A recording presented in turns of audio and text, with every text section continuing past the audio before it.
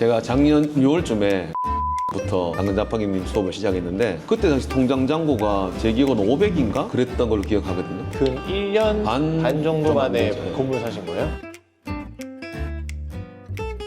오늘 퍼퍼님 드디어 이제 계약하셨는데 어떠세요? 와, 아직까지 믿기지가 않습니다.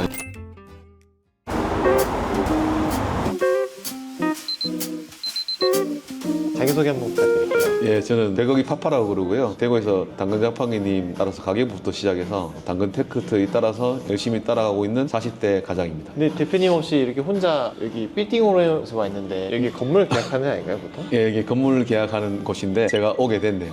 혹시 건물 사시나요? 예, 오늘 계약하기로 돼 있습니다. 축하드립니다. 감사합니다.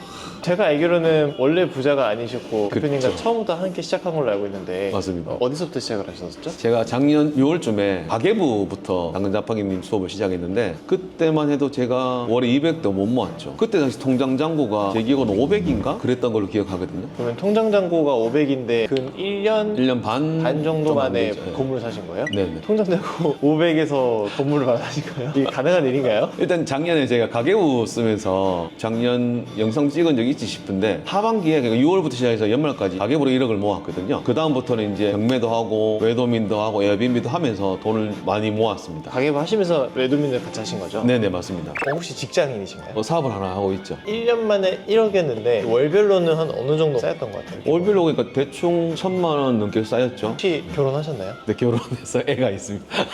아이가 있는 가정에도 불구하고 네네. 대단하시네요. 외도민은 돈이 잘 벌리나요? 네, 외도민은 엄청나게 잘 됩니다. 사실 제가 예전에 가게들도 해본 적이 있는데 그때 노동은 정말 갈아 넣었었거든요. 거기에 비하면 준비 정도가 거의 없는데도 소득은 굉장히 많은 편입니다. 외도민으로 1년에 1억을 버셨고 건물을 사는데 1억이 있다 해서 살 수 있는 건 아니잖아요. 그렇죠, 예. 그럼 반년 사이에 무슨 일이 있으셨던 거예요? 반년 사이에 경매도 했었고요. 외도민의 숫자를 좀 늘렸던 것과 기존 소득을 줄였고 그리고 경매하고 그런 게 좀 컸던 것 같습니다. 지금 이 건물에 들어간 돈이 한 어느 정도 돼요? 지금 저희가 들어가면 5억 가까이는 들어갈 것 같습니다. 와, 그러면 이 순수 현금으로 5억이 들어가신 거예요? 그럴 것 같습니다. 반년 만에 4억을 버신 거예요?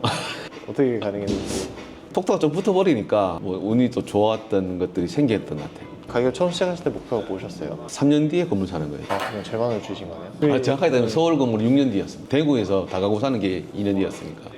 원래는 서울 건물 사실 계획이 있으셨던 거죠? 사실 한 6년 뒤면 꿈꿀 수 있겠지 않나 싶었던 게 처음에 마음 먹었던 거고요. 당근 자판기님 테크들이 따라가다 보니까 복리의 스노우볼 효과가 엄청나게 빨리 붙어버리더라고요. 그래서 한 1년 반 만에 이런 결과가 만들어진 것 같습니다. 축하드립니다. 이건 좀 시청자분들 궁금해하실 것 같은데 혹시 실례가 안 된다면 그때는 어느 정도인지. 그 전에 올해 그래도 한 1,500 정도는 벌었던 것 같아요. 1,500이요? 네네. 원래 돈을 잘 버셨네요. 그전에는 벌어도 더 썼습니다. 그래서 모아본 적이 없어요. 그래도 1,500 정도면은 그래도 어느 정도 맘만 먹으면 쉽게 살 수 있는 정도 아닌가요? 돈이 있다고 사는 건 아닐 거거든요. 그 이자를 감당하고 그 무게를 견뎌야 될 건데 당근 자판기님 보면서 이 길로 가면 되겠다. 그거 보면서 자신이 붙었던 거죠. 사실 막연하게 6년 뒤에 서울에 나는 건물이 돼야 되겠다. 누구나 건물주를 꿈꾸잖아요. 근데 그때는 막연하게 목표였던 것 같고 당근 자판기님을 만나고 난 다음에 선명해졌죠. 앞에 사시는 분이 실제로 그렇게 만들어 가시고 된다는 걸 보여주셨고 그러니까 되는 거지 사실 돈이 있다고 할 수 있는 건 아니라고 생각 들거든요. 그게 가장 컸던 것 같습니다. 진짜 대단하신 것 같아요. 그러면 하나 또 여쭤보고 싶은 게 그 마인드적으로는 1년 반이랑 지금이 어떻게 좀 변화했어요? 정말 많이 바뀌었는데 근데 이 마인드셋 자체가 굉장히 많이 바뀌었습니다. 지금도 보면 사실 걱정과 두려움은 전혀 없어요. 어떻게 잘 풀어낼까에 대한 생각들을 가득 차 있고 내년에는 2개 정도 더 살 생각이 있기 때문에 충분히 가능할 거라고 보고 있습니다. 근데 시청자분들 이 타이밍이 좀 궁금하실 것 같아요. 네.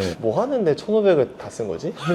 어디다 쓰셨길래 그냥 한 달에 한 300씩만 써도 1,200이 쌓일 텐데 실제 여행을 좀 많이 다녔습니다. 1년에 한 60일 정도는 해외여행 다녔고 60일이요? 네. 그 외에도 국내는 부드럽게 다녔죠. 그래서 이제 버는 것만큼 일을 워낙 열심히 하기도 했는데 나에 대한 보상 이런 것들이 컸던 것 같아요. 그래서 버는 족족 다 썼습니다. 어느 정도 맞춰서 마이너스 인생을 살았죠, 솔직히. 예. 월에 1,500을 벌고도 마이너스 인생을 살았다. 맞습니다. 그 돈이 쉽게 사라지던가요? 저는 이제 월에 1,000까지는 안 버는 입장에서 월에 1,000을 벌면 약간 꿈의 숫자잖아요. 근데 그 이상을 벌고 계시는데도 돈이 안 모이고 쉽게 사라지는 게 좀 신기해가지고. 사실 당근 자판기님 가계부 수업 들어보면 그런 사람들이 수두룩하거든요. 버는 가치가 중요한 게 아니고 어떻게 쓰냐가 중요한 건데 사라지더라고요.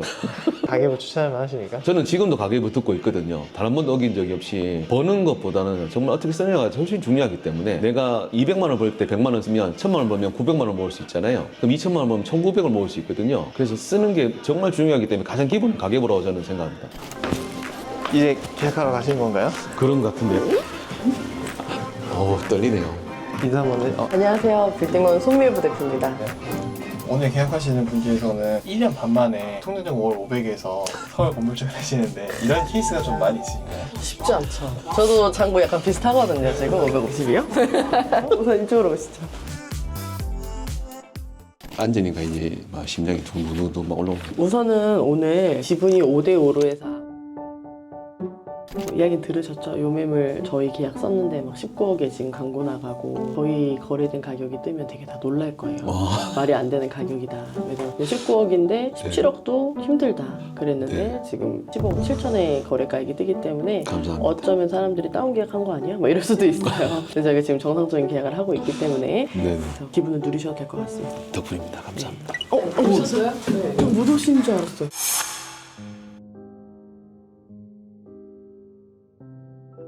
다 끝났어요. 지금 이제 설명하고 있습니다. 저희가 혹시 몰라서 어제 구청에 확인은 했어요. 이게 모텔 같은 경우에는 이제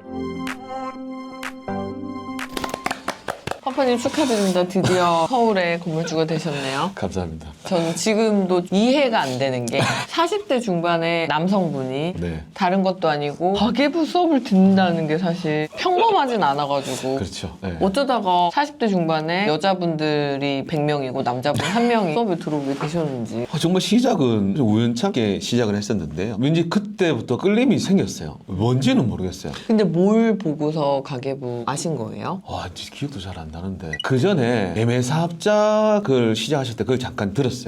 듣고 가계부 하신다고 해서 제가 난 이걸 꼭 들어야 되겠다 생각했어요. 그때 당시에는 자산이 한 어느 정도 되셨어요? 많이 부끄러운 얘기인데 그때 당시에는 200만 원도 못 모았고 통장 잔고가 그때 제가 찍어놓은 것도 있을 건데 500인가 600으로 시작했어요. 그러니까 현금 보유액이 500만 원. 네. 그리고 자산은 한 40억.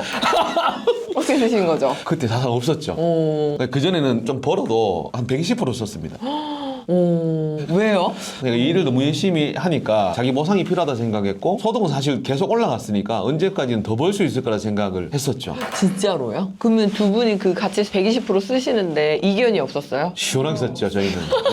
네. 쓰다 보면 한 명 정신 차리면서 이러잖아요. 근데 이렇게 쓰는 게 맞나? 아니면 이러다 한 명이 그래도 우리 잘 벌 때 이런 얘기 하셨는데 그런 거 없이 이견 1도 없이 즐겼죠. 1년에 한 60일 가까이 해외여행 다니고 국내 호텔도 많이 다녔고 그러니까 그걸로만 엄청 돈 썼죠. 근데 그렇다고 하더라도 바로 규정하기 어려운데 가계부 챌린지만 딱 듣고 바로 실행하게 됐는지. 그때는 사실 지금 가계부 하실 때보다는 그때는 많이 독하게 하실 때라서 정말 강한 모티베이션을 주셨어요. 먹으면 똥이라는 얘기도 하셨고. 그래서 소송 당할 뻔했잖아요. 왜 먹는 거에 똥이라고 하냐고. 욕을 하셨네요. 아, 욕을 한 게 아니고 생각을 해보면 스테이크를 먹어도 어차피 똥이고 라면에다가 그냥 김치 먹어도 물 말아서 밥 한 끼 먹어도 똥이니까 그냥 먹는 거에 힘을 빼자. 그게 이제 제가 식비를 줄일 수 있었던 방법 중에 하나거든요. 근데 똑같은 얘기를 그때 했었나 봐요. 그렇죠. 아주 강하게 하셨고 저희가 가족 회의를 하고 아들한테도 얘기했죠. 먹는 건 똥이다. 아끼자. 근데 갑자기 줄이면 애들이 걱정할 거니까 우리의 계획과 목표는 이렇게 간다. 그래서 이제 시작했고 사실 그전에도 도시락 싸고 당겼는데 그래도 돈이 안 모였었거든요. 다른 걸 또 썼으니까. 딱 한 달 해보니까 효과 확 나타나잖아요. 그러니까 먹고 싶은 거 안 쓰고 쳐다보고 진짜 자리고비처럼 배고프면 얼른 고추장에 밥 비벼서 먹으라. 빨리 입에다 일단 넣어라. 진짜 그렇게 했죠. 그러니까 제가 그때 6개월 안에 이뤄 먹을 수 있겠다. 이게 목표였어요.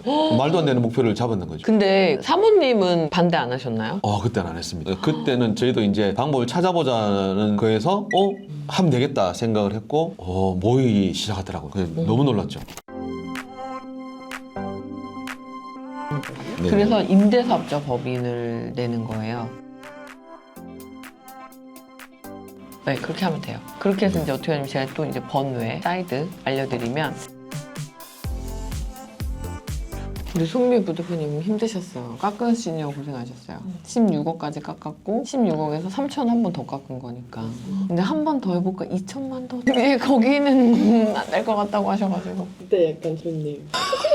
우리 남편이었으면 할 수 있어. 한 번 더 깎아봐 이랬을 텐데. 아, 너무 축하드립니다.